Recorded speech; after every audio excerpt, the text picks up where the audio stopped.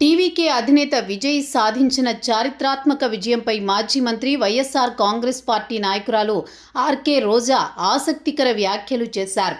ఒక ప్రముఖ యూట్యూబ్ ఛానల్తో ఫోన్లో మాట్లాడిన ఆమె తమిళనాడు రాజకీయాల్లో చోటు చేసుకున్న ఈ అనూహ్య మార్పులను విశ్లేషించడమే కాకుండా తన రాజకీయ భవిష్యత్తుపై వస్తున్న ఊహాగానాలకు కూడా తెరదించారు. తమిళనాడు అసెంబ్లీ ఎన్నికల్లో నటుడు విజయ్ నేతృత్వంలోని టీవీకే సాధించిన అఖండ విజయంపై సినీ నటి మాజీ మంత్రి ఆర్కే రోజా స్పందించారు. ఈ విజయాన్ని ఆమె ఒక అద్భుతంగా వర్ణించారు. సాధారణంగా సినీ రంగంలో ఉన్నత స్థితిలో ఉండి రాజకీయాల్లోకి రావడం ఒకెత్తైతే కెరీర్ పీక్ స్టేజ్లో ఉన్నప్పుడే రాజకీయాల కోసం సినిమాలను వదులుకోవడం గొప్ప విషయమని ఆమె కొనియాడారు.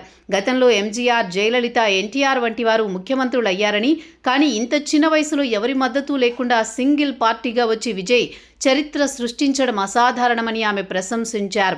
ఎన్నికల ఫలితాల సరళిపై రోజా విశ్లేషిస్తూ ఓటర్లు చాలా సైలెంట్గా ఉండి పెద్ద తీర్పునిచ్చారని పేర్కొన్నారు. విజయ్కు కేవలం మాస్ ఫాలోయింగ్ మాత్రమే ఉంటుందని అందరూ అనుకున్నారు. కానీ నా స్నేహితులైన డాక్టర్లు, లాయర్లు, విద్యావంతులు కూడా మార్పు కోరుకుంటూ విజయ్కే ఓటు వేశామని చెప్పినప్పుడు నాకు చాలా ఆశ్చర్యం కలిగింది. క్లాస్ ఓటింగ్ కూడా టీవీకే వైపు మళ్లిందంటే ఇక అక్కడ తిరుగు లేదని అర్థమైంది. అన్నాడీఎంకే ఓట్లు మాత్రమే చీలుతాయని అందరూ భావించారు. కానీ అనూహ్యంగా డీఎంకే ఓట్లు కూడా చీల్చి విజయ్ ప్రభంజనం సృష్టించారని రోజా తెలిపారు.